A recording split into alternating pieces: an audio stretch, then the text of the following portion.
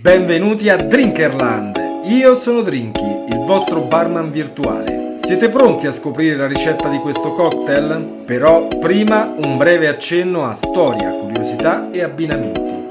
Probabilmente il nome del cocktail Margarita proviene da Marjorie King, un'attrice dei primi anni del Novecento che poteva bere solo tequila a causa di un'allergia.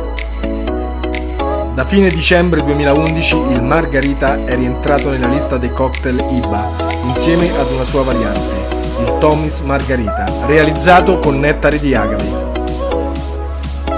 Il Margarita è un cocktail after dinner a base di tequila, ideale da sorseggiare dopo cena in una serata in compagnia, ma può essere anche un ottimo drink da aperitivo. Gli ingredienti per preparare questo cocktail sono 35 ml di tequila, 20 ml di triple sec, 15 ml di lime. Per preparare questo cocktail dovrete mettere del ghiaccio spezzettato in un bicchiere da margarita e farlo raffreddare per 3 minuti. Togliere il ghiaccio e bagnare il bordo con una fetta di lime cospargendo l'orlo con il sale.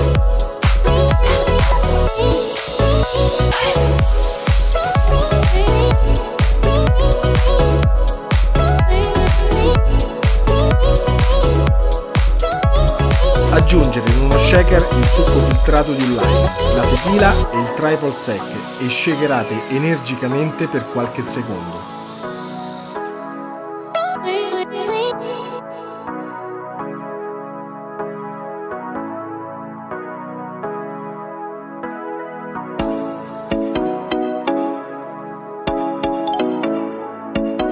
Versare il succo nella coppa da margarita e servire.